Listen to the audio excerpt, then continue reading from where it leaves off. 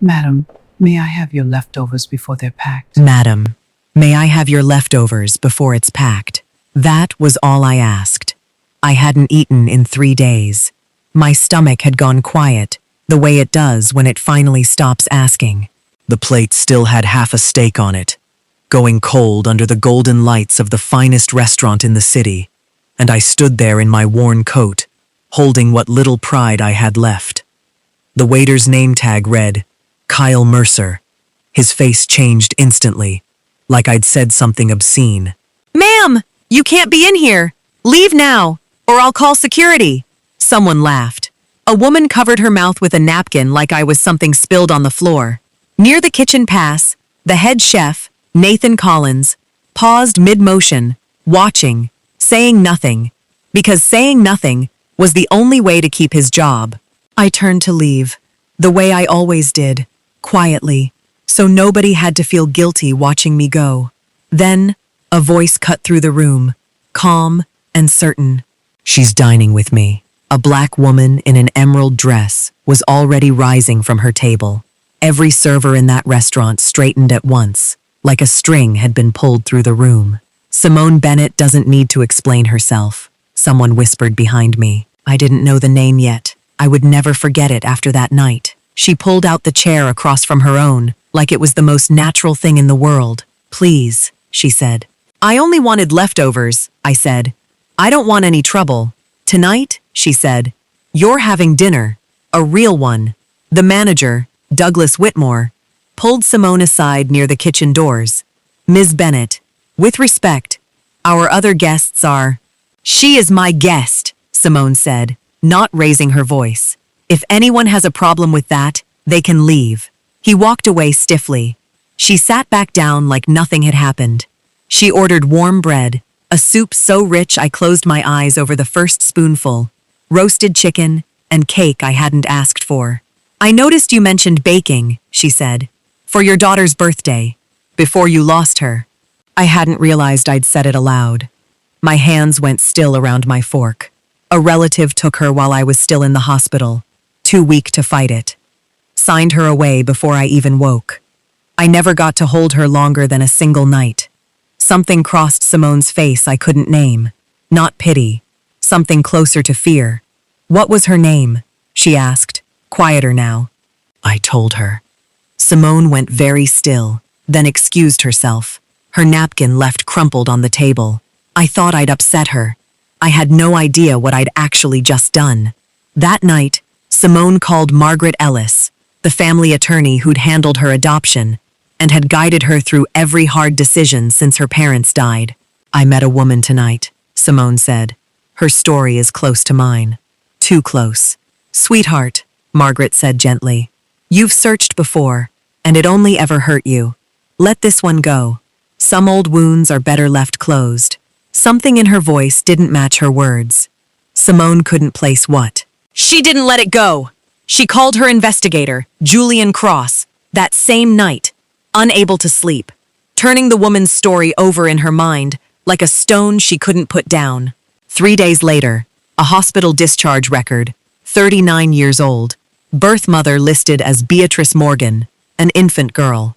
Then, adoption paperwork, processed through a small Georgia church. The same year, Simone's own file had always had one page mysteriously missing. Then, the church archive itself, half burned in a fire years back. One surviving folder somehow misfiled in a drawer that didn't match its label. Inside it, a faded newspaper clipping, a woman searching for information about a child, placed through the church's informal program. And finally, the missing page itself, buried under a name neither of them recognized at all. "Vincent Morgan. Who is that?" Simone asked. "Beatrice Morgan's older brother," Julian said quietly. "Records show payments to him for decades, tied to a trust in your name. He's the one who altered the file. He knew exactly where you both were the entire time, and he made sure neither of you would ever find out." The DNA results came back on a Thursday afternoon, delivered in a sealed envelope that sat on her desk for 20 minutes before she found the courage to open it. Simone read the letter twice, then looked at me, her whole composed face breaking open completely. You're my mother. Simone laughed once through her tears, as though the words didn't sound real even after reading them twice, her voice cracking in the middle of the sentence. Beatrice, you're my biological mother. I couldn't speak. 39 years of asking every stranger, on every corner, every church secretary who would still take my calls. And here she was, holding a piece of paper that finally said what I'd always known in my chest, and never once had proof to say aloud. All this time, she whispered, you were out there, sleeping outside, and I was here, with everything, not knowing you existed. You didn't do anything wrong, I told her. Neither of us did. Someone else stole that from us. Boo-hoo. She took my hand and cried like she'd waited her whole life for permission to. Simone confronted Margaret alone that evening, the folder open on the desk between them, the office quiet enough to hear the clock. When did you know? Simone asked quietly. The day your parents brought you home, Margaret said, not looking up. Silence stretched long enough to hurt. You knew my mother was alive, Simone said. All this time. Every year I sat in your office asking if there was anything else to try, anything left to search. You sat right there and told me you wished you had answers. Margaret's hands were shaking now. I did wish it. That part was never a lie. You watched me spend years searching for a woman you knew was still out there. You let me believe she'd abandoned me, that she never wanted to be found. Vincent came to me not long after the adoption, Margaret said. He told me Beatrice was unstable, unfit, that reopening it would only hurt you both. I believed him at first. Then I found out what he'd actually done, and by then, I'd already helped bury it deeper than I ever meant to. I told myself every year that silence was protecting you. It wasn't. It was only ever protecting me. You were like family to me, Simone said, her voice barely holding. Boo-hoo! I know, Margaret whispered, and I let you grieve a mother who was never gone. I have carried that every single day, and it has never once felt lighter. I am so sorry, Simone. I don't have an excuse that deserves to be believed. Neither of them spoke for a long moment. Some silences aren't cruelty. They're just grief, finally given somewhere to sit. Vincent didn't confess easily.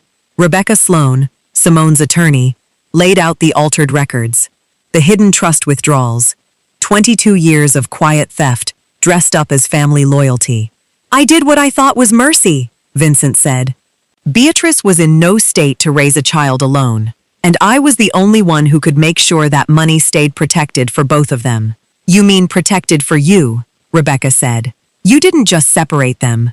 You profited from it for 2 decades while they both suffered. That's not mercy. That's not even greed dressed up politely anymore. That's just theft with a good excuse. Detective Hannah Cole arrested him within the week on charges of fraud and falsifying adoption records. Justice, when it finally came, felt earned rather than satisfying, the kind that closes a wound without quite healing it. Margaret came to see me before I left for Simone's home. I know forgiveness may never come, she said quietly. I only wanted you to hear the truth from me, finally, instead of a file. Forgiveness begins with the truth, I told her. You've given me that much tonight. The rest will take time.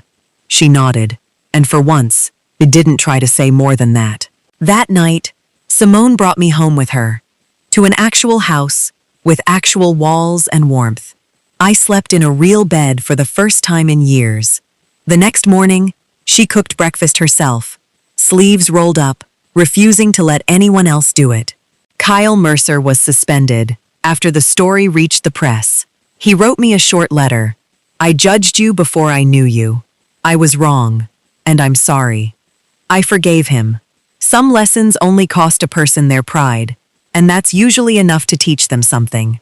Nathan asked to be reassigned to Simone's home kitchen permanently. He said he never forgot how I'd stood there with my dignity intact, when no one else in that room could see it. I sat at the counter, watching my daughter cook breakfast just for me, in a kitchen where nobody was staring, nobody was whispering, nobody was asking me to leave.